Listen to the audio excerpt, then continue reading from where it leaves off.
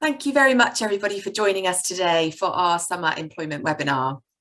Today's session is a general employment update, and we hope that you'll find it a useful reminder of some of the recent legislative developments in the area of employment law.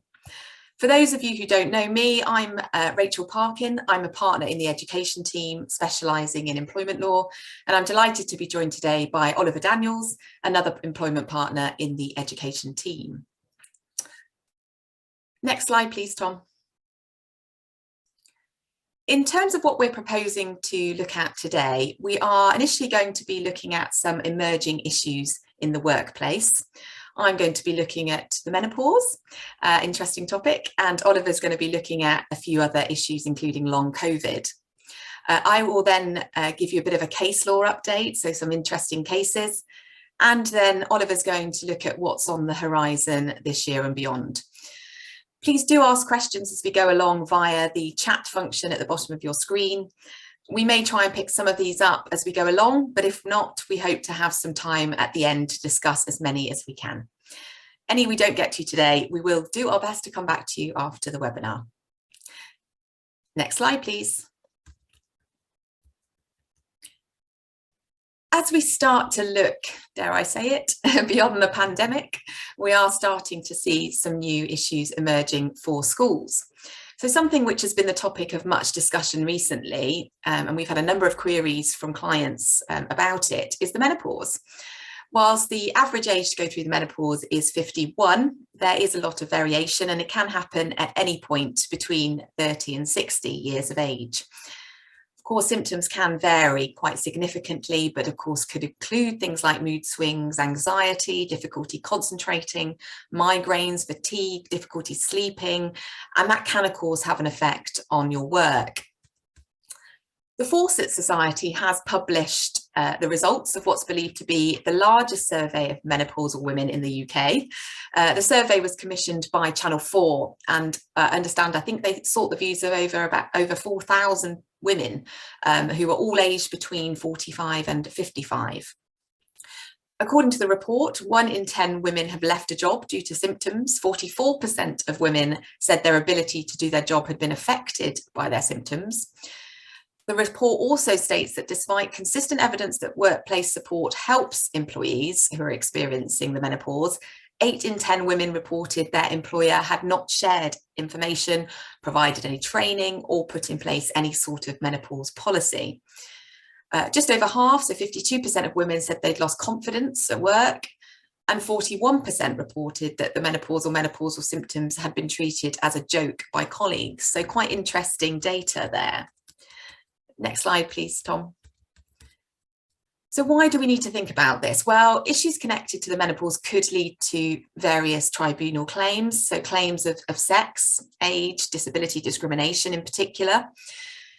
So sex first, as you know, women who are treated less favourably than men could bring a claim of direct sex discrimination. Employment tribunals may find direct discrimination if menopause symptoms are treated differently from other medical conditions. So, for example, an ET or an employment tribunal, found there was direct sex discrimination in a case where the employer didn't consider whether menopausal symptoms were the reason for an employee's poor performance, when a condition that affected both sexes, or a man suffering very similar symptoms, wouldn't have been ignored in the same way. So schools really should ensure that any policies or practices don't indirectly discriminate against women who could be suffering from menopause symptoms, particularly in cases, as I say, such as performance management. So someone who is finding it difficult, for example, to concentrate as a symptom of the menopause might not be able to meet certain performance targets as easily as perhaps some of her colleagues. Of course, workplace banter, jokes regarding the menopause should also be treated just as seriously as if they were about any other protected characteristic, because this is, of course, targeted at women and so could lead to claims of harassment relating to sex. And there have been successful harassment cases in the ET involving comments about hormone replacement therapy recommendations and an individual's behaviour being due to her being in a menopausal state. Given that perimenopause and the menopause are typically age-related, schools also need to think about and be aware of age discrimination and the risks affecting this group. So it could be direct age discrimination or harassment to target unfair treatment at employees because they are of a menopausal age. Similarly, it could be indirect discrimination to have a policy or practice which disadvantages people who are going through the menopause. And it's also possible to bring an age discrimination claim based on perception, whether that's correct or not. So, for example, someone could claim they were treated unfairly because of a perception that they belong to the age group most affected by the menopause. And of course, whether or not menopause amounts to a disability will depend upon individuals, on an individual's particular circumstances. And of course, some people may only experience minor symptoms, while others may be more severely affected. We know that the legal definition of disability requires an impairment which has a substantial and long-term, so that has to be at least 12 months, adverse effect on someone's ability to carry out their normal day-to-day activities. And tribunals have accepted that serious menopause symptoms and effects, judged on a case-by-case basis, because obviously everyone's different, could constitute a disability. So schools do need to treat the menopause as a medical condition, ideally, and ensure there is no unfavourable treatment as a result. You need to think about the duty to make reasonable adjustments, for example. And of course, this duty arises where an employer is aware, or should reasonably be aware, that an employee has a disability and is placed at a substantial disadvantage as a result of an employer's policies or practices or physical features of a workplace. And the obligation to make adjustments could be triggered, for example, by an employee requiring menopause-related sickness absence, or a review of an employee's performance through a performance management process. May need to make adjustments for the fact that they could be experiencing the menopause. And discrimination arising from disability occurs where an employee is treated unfavourably because of something arising in consequence of their disability, and an employer can't show that it's a proportionate means of achieving a legitimate aim. And this is particularly relevant for employees with menopausal symptoms severe enough to meet the test for disability. Now, again, it's probably best explained in a performance management process. The menopause can cause, as I've said, so many symptoms which could affect performance or conduct.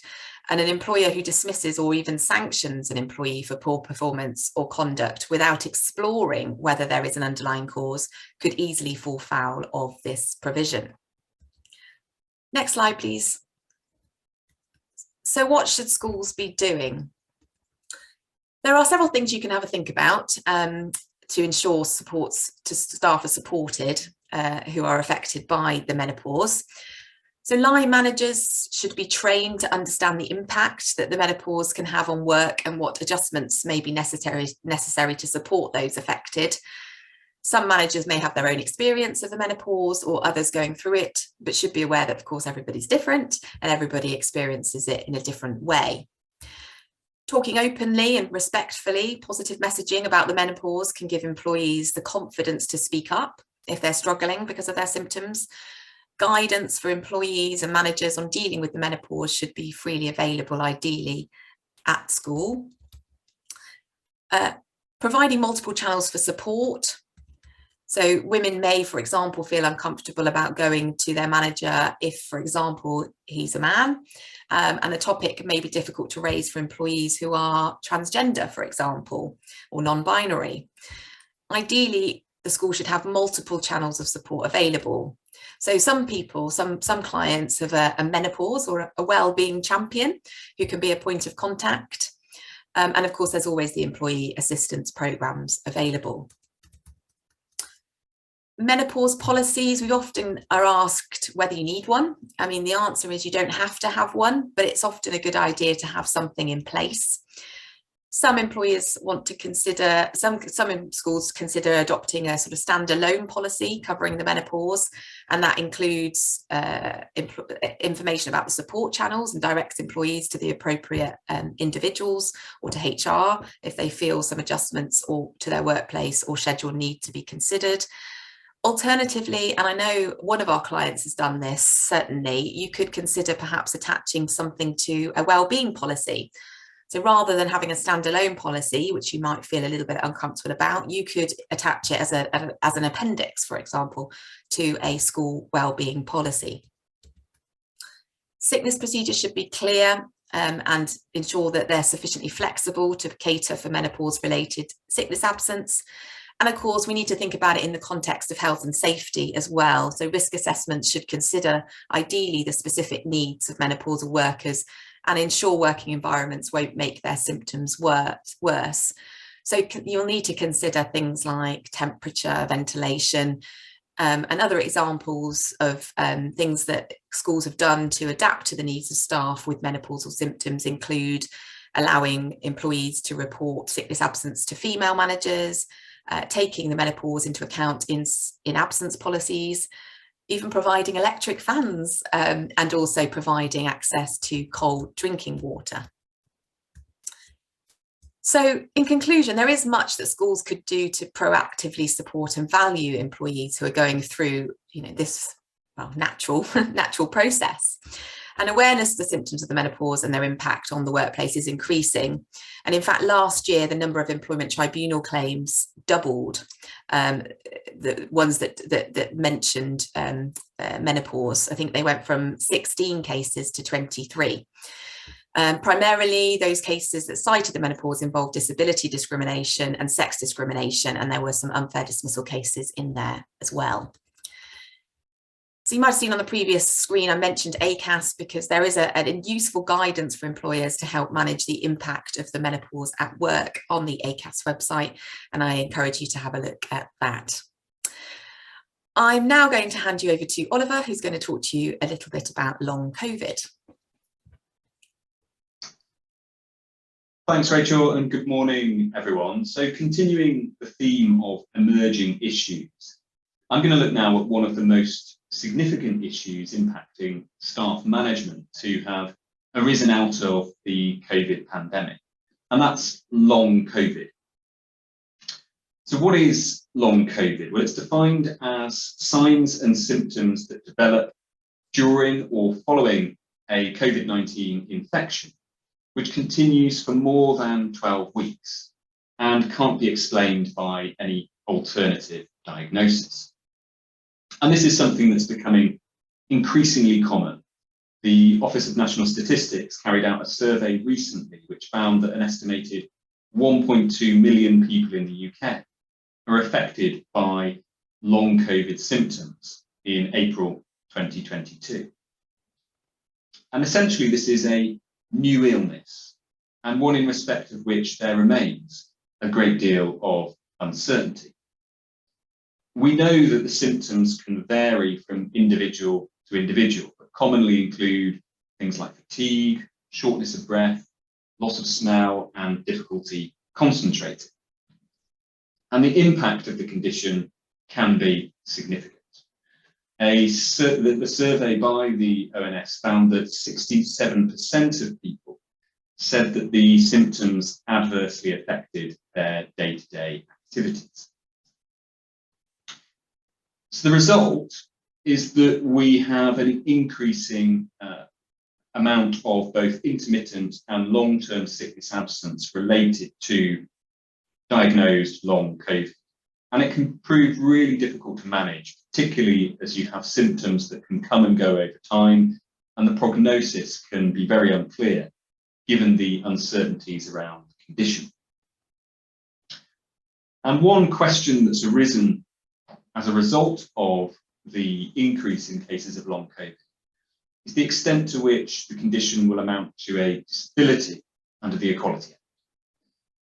As we know, that's a significant question when you're dealing with sickness absence, because where someone is disabled under the Act, that imposes a number of additional responsibilities and duties on the employer, in particular the duty to make reasonable adjustments to accommodate that disability. As a reminder, a disability is defined under the Act as a physical or mental impairment that has a substantial and long-term adverse effect on the ability to carry out normal day-to-day activities. We haven't yet seen any published employment tribunal judgments on this issue, but we anticipate that they will be forthcoming. In the meantime, we do have guidance from ACAS which essentially says that the question around disability is a bit of a red herring. And the position that ACAS have taken is that employers should instead focus on what reasonable adjustments they can make to support the individual suffering from long COVID, rather than trying to dwell on the question of whether their condition might be a disability under the Act or not. We also have a statement from the Equality and Human Rights Commission, which says that not all cases of long COVID will meet the definition of a disability, and that ultimately it's a question for employment tribunals to determine based on the various elements of the definition. And I think that's a pretty accurate summary of where we are in terms of that question of whether long COVID could amount to a disability.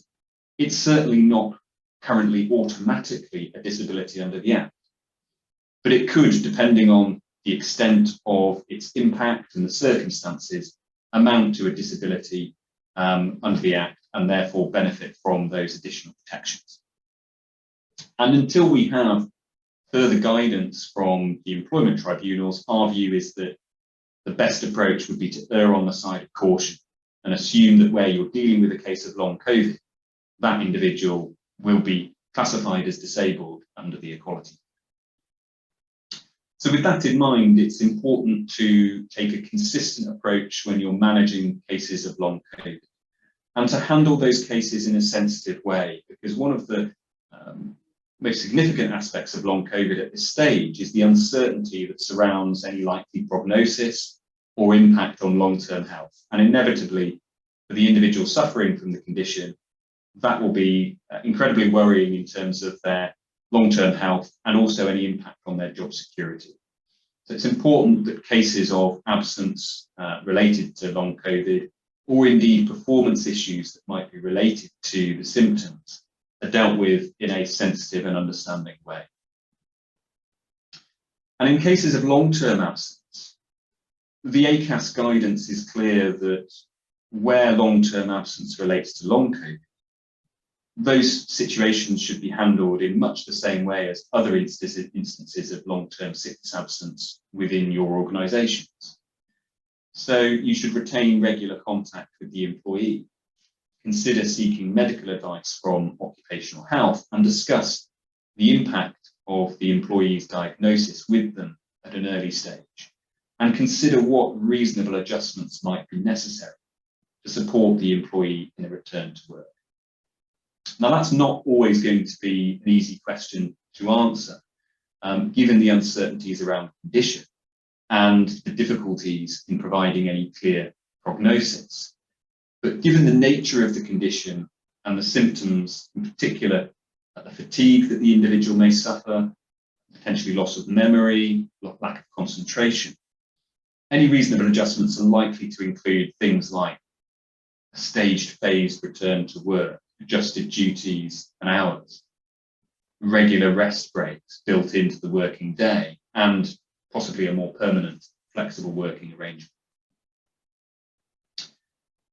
In terms of cases of long-term absence issues related to long COVID, we're yet to see any dismissals based on long COVID-related absence. But as with any case of long-term absence, there will come a point at which dismissal on ill health capability grounds may become a legitimate consideration. But as with any dismissal related to ill health, particularly related to a potential disability, there are a number of associated risks.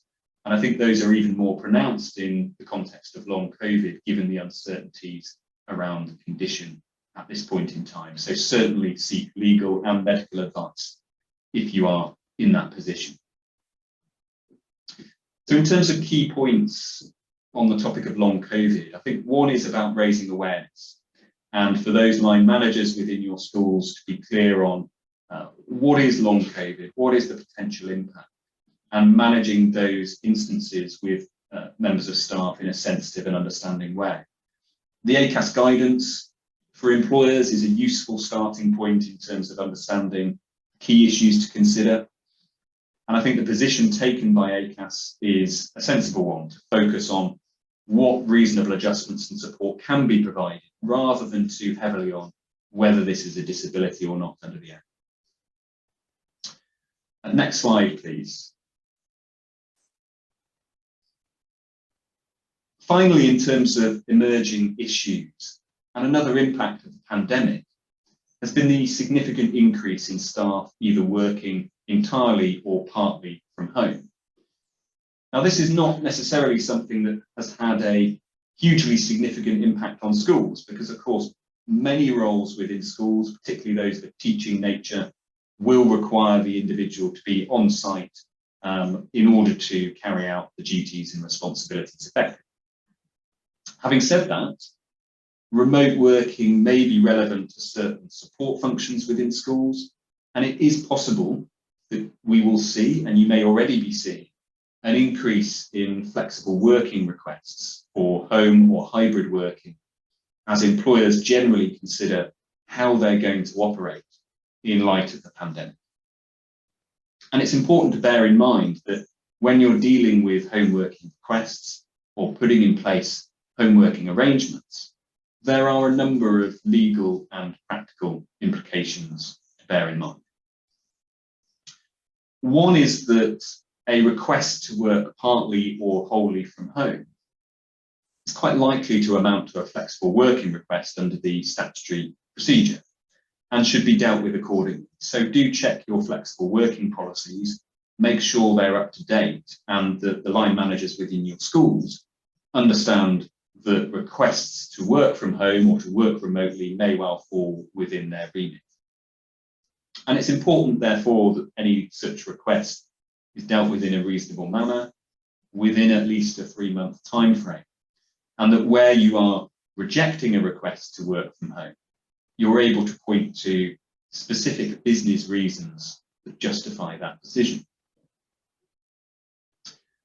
Health and safety issues will be relevant to home working. A suitable and sufficient risk assessment should be carried out in respect of all work activities undertaken by your employees, and that includes those who may be working from home or working on a hybrid basis, in order to identify hazards and assess any risks that might arise. And it might be necessary for you to review internally your health and safety policies if you are implementing home working arrangements within your schools. There may equally be discrimination risks in terms of managing and dealing with home working requests or those arrangements in practice. So it's important that those requests are dealt with in a consistent way, but also that you factor in any individual circumstances that might be appropriate. For example, where there are certain protected characteristics that might make home working or remote working more desirable for that individual. Having a blanket policy of not accepting home working could arguably serve to indirectly discriminate against certain protected groups unless that policy can be objectively justified on business grounds. So do think about your approach to home working and how that approach might adapt depending on individual circumstances. And also bear in mind that staff with certain protected characteristics might be more likely to request home working arrangements. For example, those with certain disabilities or childcare responsibilities. And that should be considered in terms of how you manage home working arrangements, making sure that lines of communication are adapted so that staff who are working remotely are actively engaged and aren't isolated from the business and the school as a result. There are inevitably data protection and confidentiality risks associated with home working. So where you're putting in place those arrangements, you need to be thinking about the data privacy impact assessment to understand what are the implications from a data protection perspective. And clearly that will vary depending on the nature of the role and the individual's responsibilities. But putting in place that impact assessment will allow you to, if necessary, put sufficient safeguards in place to mitigate any risks that arise from the home working arrangement. And there will, of course, be other practical considerations in terms of ensuring that an individual working from home is effectively supervised and performance managed, and any negative impact on their well-being or mental health is addressed. So we'd certainly recommend taking all of that into account, that if you're finding that you're accommodating to an increasing extent requests to work from home, you consider putting in place a distinct home working policy that addresses the issues that we've identified and the school's approach generally to managing home working requests. And for those independent schools amongst us, the ISBA staff handbook, which is updated annually, does include a template home working policy, and we can certainly help with putting one in place if you need us to. So next slide, please, and I'm going to hand back to Rachel now for our case law update.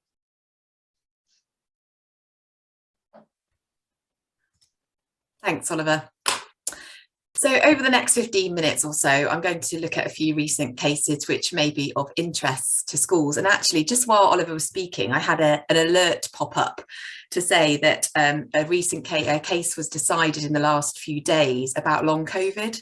Honestly, this was not pre-prepared, and it's the first tribunal decision actually to hold that long COVID could be a disability, or was a disability in this case. Now there is sort of words of caution in terms of treating things on a case-by-case basis, but it's interesting to see that we now have the first tribunal decision that confirms that long COVID is a disability.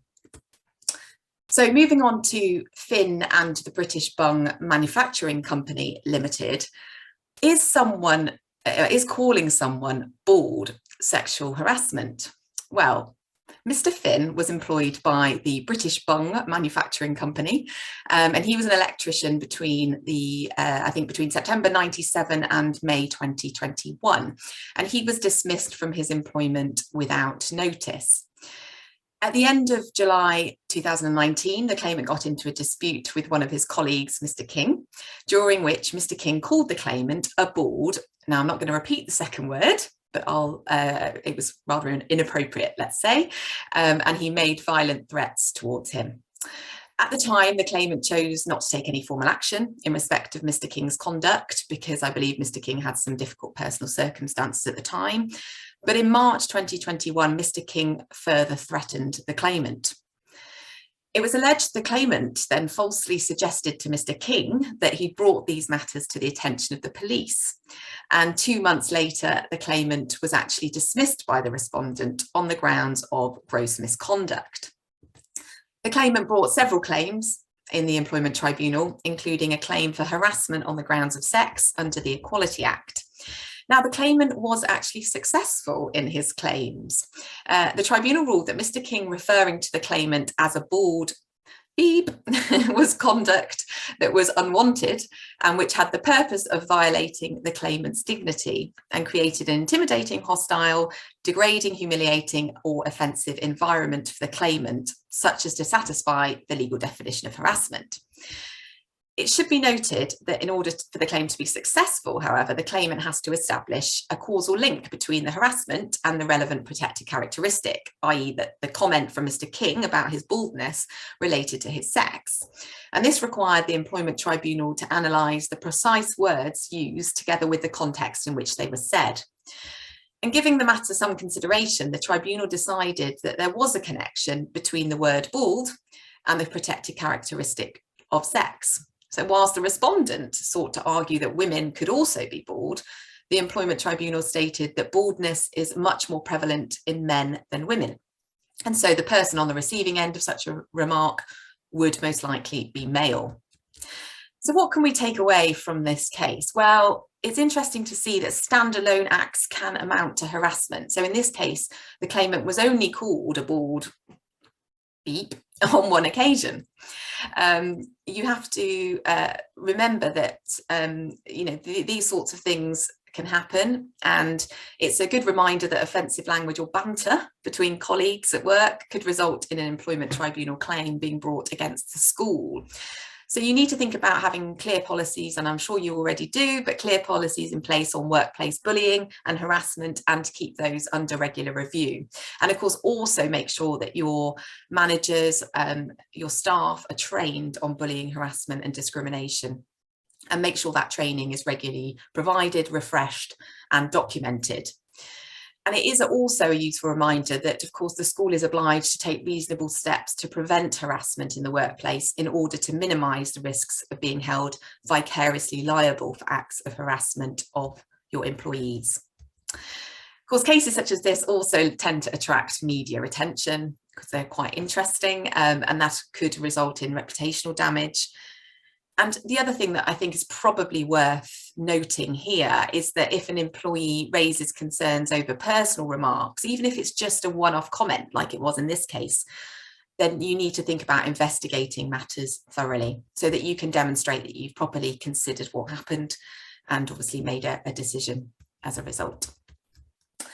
The next case I want to briefly mention is that of Smith and Pimlico Plumbers Limited, and this one was about holiday pay and employment status. Not quite as interesting facts as the previous case, unfortunately, but in this case the Court of Appeal considered whether a worker was permitted to carry over a right to payment for annual leave from one leave year to the next, if they've actually been permitted to take it, but they've just not been paid for it.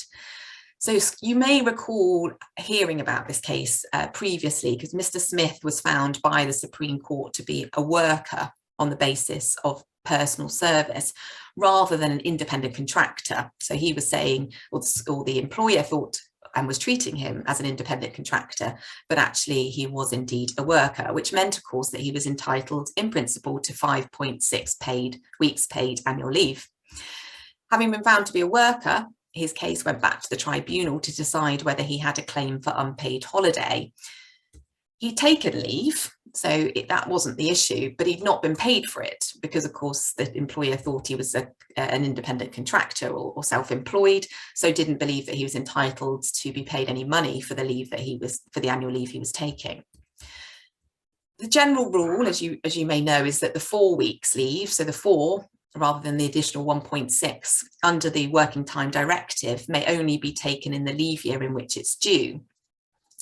Now, the Employment Tribunal and Employment Appeal Tribunal in this case distinguished this case against another case, which you may be familiar with, called King and Sash Windows. And in that case, Mr. Smith's case, they distinguished it by stating that the King case was not concerned with leave that was taken but unpaid, which of course Mr. Smith was claiming, but it related to annual leave that wasn't actually taken. So the case didn't suggest there was a right to carry over leave that was actually taken but unpaid. I hope you're still following me here. The Court of Appeal has actually now reversed that decision. So the right to annual leave and the right to be paid for it are two aspects of a single right. And where a worker takes annual leave but is unsure whether they'll be paid for it, they won't be able to benefit from the necessary rest, apparently, that the paid leave is intended to provide. The Court of Appeal decision, therefore, extends the decision in the Sash Windows case to taken but unpaid leave as well as untaken leave.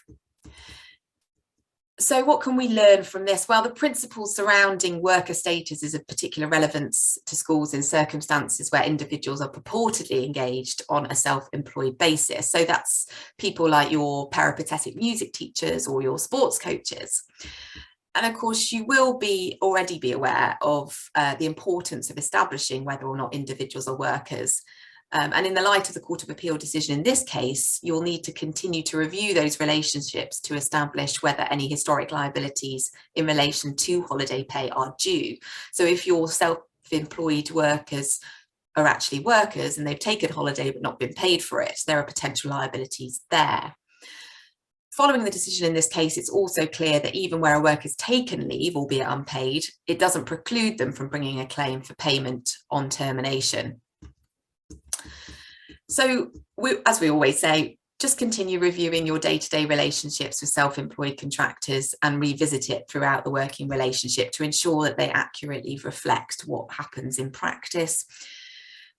Also suggest that you make sure that those employees or those workers use their leave in the year in which it's accrued.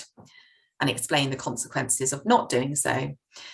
Have a look at your policies and procedures, and of course in the context of any mergers or acquisitions, you'll need to think about any issues that relate to holiday pay in this context during the due diligence process.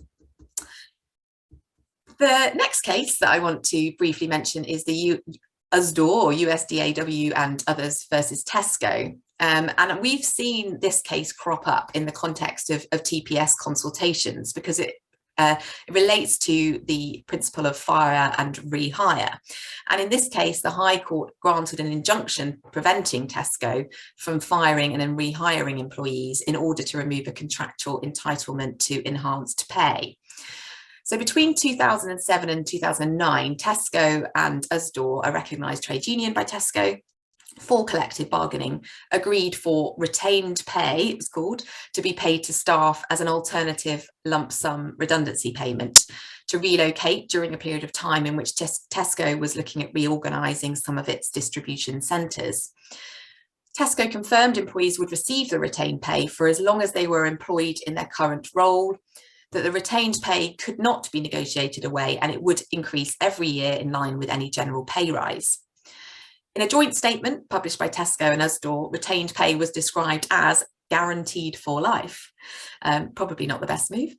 In a subsequent collective agreement, retained pay was referred to as a permanent feature of an individual's contractual entitlement and could only be changed through mutual consent or on promotion to a new role. In January 21, Tesco announced its intention to remove retained pay and threatened to dismiss employees and then rehire them on new terms, excluding retained pay. Now, the court was of the view that Tesco's intention to fire and rehire workers would remove a significant proportion of the remuneration payable to employees, causing significant injury to their legal rights and damages. They didn't feel damages was an adequate remedy, so concluded that it was just and convenient to make an order restraining Tesco from actually giving notice to terminate the contracts of the affected employees. So the facts are very different from the context of the TPS consultation, but we have seen it, as I say, we have seen this come up, and the unions cite this case in relation to firing and the offer of re-engagement in those contexts. It's been around for a long time, the principle of fire and rehire, and dismissals tend to be for some other substantial reason in that context. In reality, employers have a really good reason to do it, business reason, but of course you would consult on that, make sure that you've consulted on that basis if you were dismissing and re-engaging. What went wrong, I think, in this case was that the employment contracts contain this great big provision that said that whilst the employees were in their role, a particular contractual provision wouldn't be changed. So as such, it was enough for the court to say the intention was clear when the employees signed the contract, i.e. that the supermarket wouldn't change the very thing that they were now trying to change. That said, it was only an injunction, it's not a tribunal case. Next slide, please. The final couple of cases I just want to mention are Best and Embark and Hope and British Medical Association.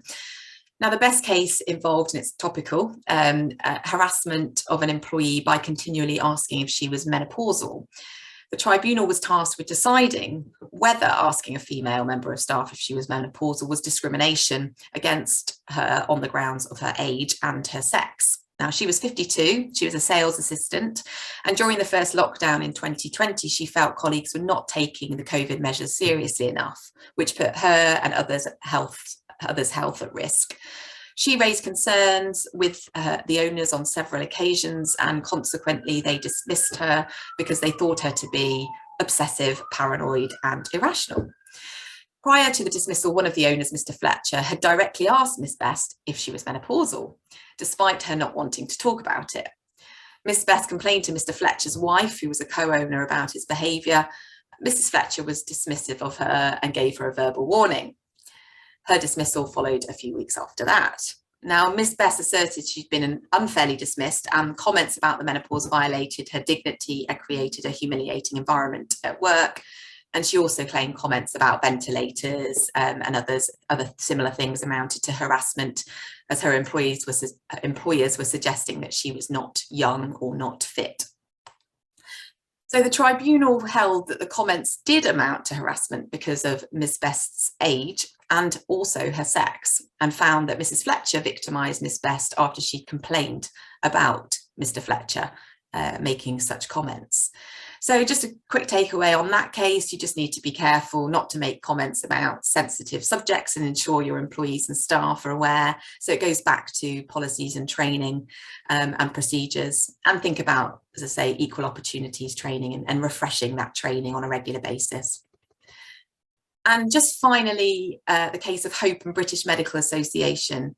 How many grievances until an employer says enough is enough? Now, I've had a few cases recently where I've been advising schools about individuals raising grievances and then raising another grievance and then raising another grievance. And it gets to a point where you say, well, how many grievances can we deal with, particularly if they are frivolous or without merit. So in this unusual case, an employee was eventually dismissed for gross misconduct after having raised a total of 7 grievances over the course of 1 year against senior managers, while blocking attempts either to resolve the issues or indeed withdraw the grievances. So the claimant just wasn't engaging. He refused to progress any of the grievances to a formal grievance process, but equally refused to withdraw them. Disregarded warnings that he could face disciplinary action if his grievances were judged as frivolous, and finally was dismissed for gross misconduct for submitting numerous frivolous grievances and a failure to follow reasonable management instructions by failing to attend grievance hearings. He brought a claim for unfair dismissal, but the tribunal thankfully dismissed his claim, stating that his conduct was vexatious and unreasonable, and therefore the decision was within the band of reasonable responses. He subsequently appealed, but his appeal was also dismissed. So it's just a final thought, really, that when you are faced with repeated or numerous vexatious grievances, you may be able to justify dismissal if the employee continually thwarts attempts to resolve those grievances. But of course, it is imperative that every matter is considered on a case-by-case basis and on its own facts. I am now going to hand back to Oliver, who's going to discuss some employment law developments on the horizon this year and beyond. Thanks, Rachel. So finally, what can we expect from an employment law perspective in 2022 and beyond? And I'm just going to touch briefly on the employment bills. We had anticipated that there would be further developments this year on the employment bill, which was first promised in the 2019 Queen's Speech, and is expected to include a number of new rights and protections, including things like a new right to request flexible working from day one of employment, a right for working carers to take up to 5 days unpaid carers leave, 12 weeks paid neonatal leave for parents whose babies spend time in neonatal care units, and some improved redundancy protection for pregnant employees and maternity returners. Interestingly, however, the bill was not mentioned within this year's Queen's Speech, with the implication being that it's not currently a key priority for the government. So on that basis, we may not see any further developments on this year, but do watch this space, because when we get that draft bill, if it comes to fruition, there are likely to be a number of new and enhanced rights within it that you'll need to be aware of and will need to reflect within your policies and procedures. And of course, we will keep you up to date. One development that will certainly come this year is the long anticipated decision of the Supreme Court in the case of the Harper Trust versus Brazil. Now, you might recall that this case concerns the calculation of holiday pay for a casual worker who was under a permanent contract but worked term time only, defined as a part-year worker within the case. And the judgment could potentially clarify various holiday pay rights, including the practice of calculating holiday pay for those with variable hours based on a multiplier of 12.07%. The current Court of Appeal decision makes it clear that prorating the statutory 5.6 weeks holiday for staff who work for part of the year is technically unlawful. And of course, many schools have and continue to operate that practice of using that 12.07% multiplier that was deemed unlawful in this particular case. So this is a decision that's very relevant to schools. It was heard by the Supreme Court in November last year, and generally we can expect a judgment to follow within 3 to 9 months.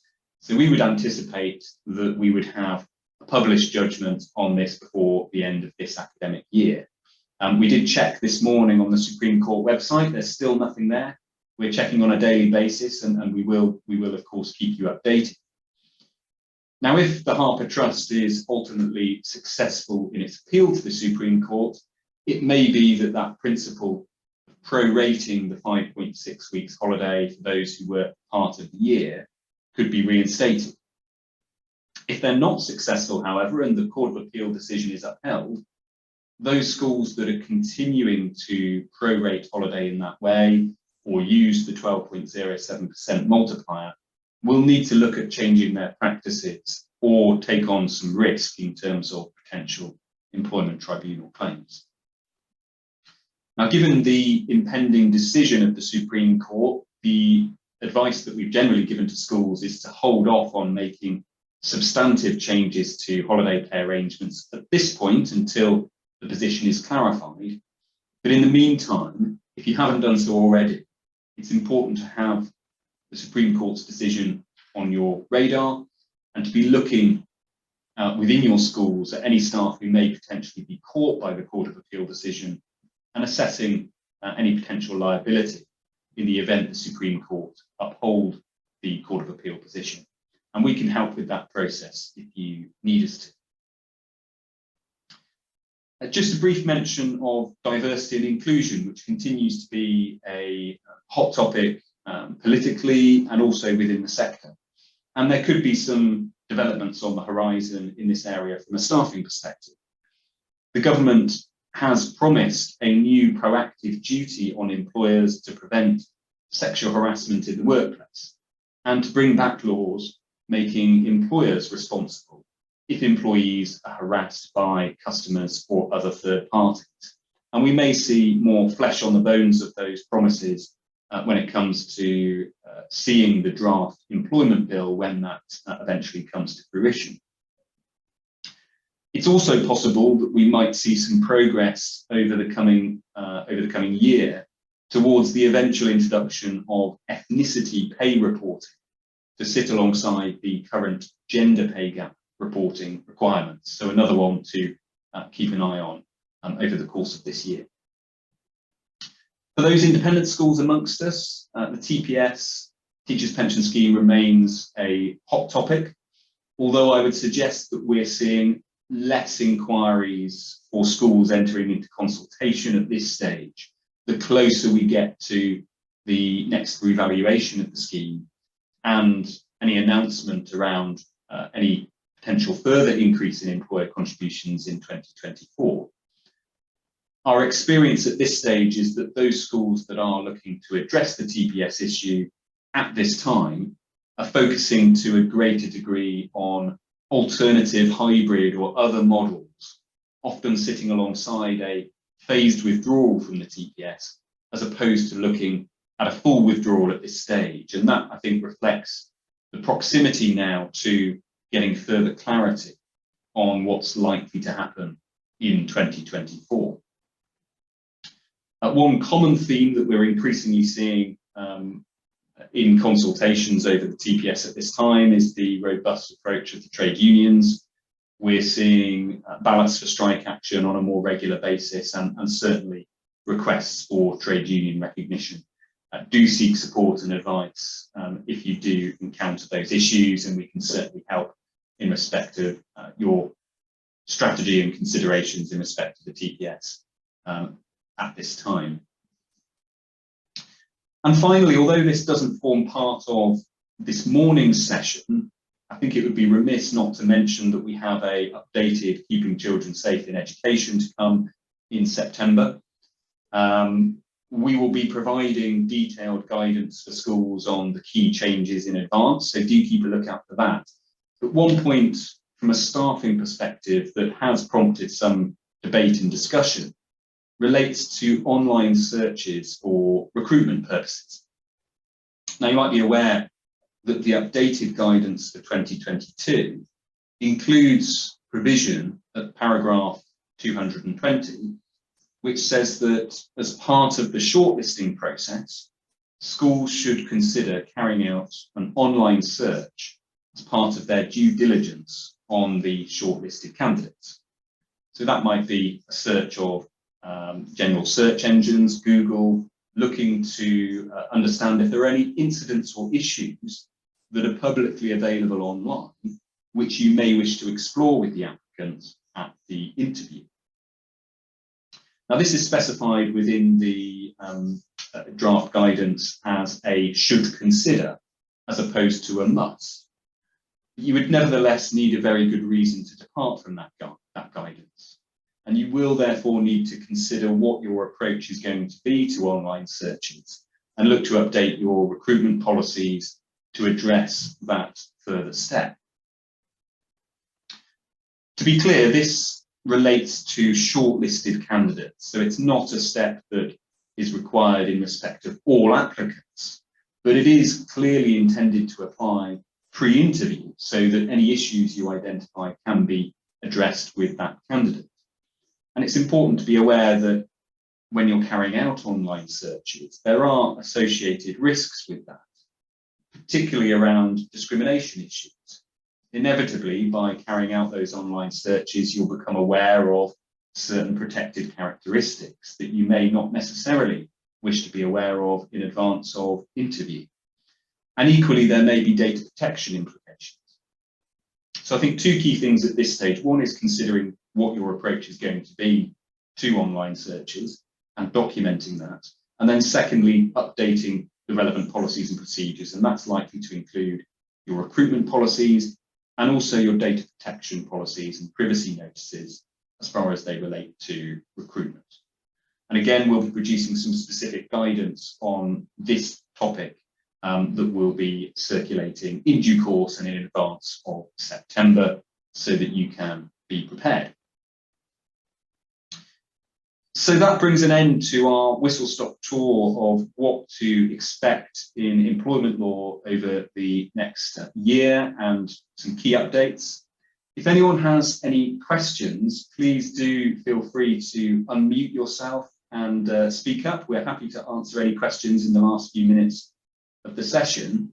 And equally, if you'd prefer to just follow up via email or to contact either Rachel or myself directly, feel free to do so.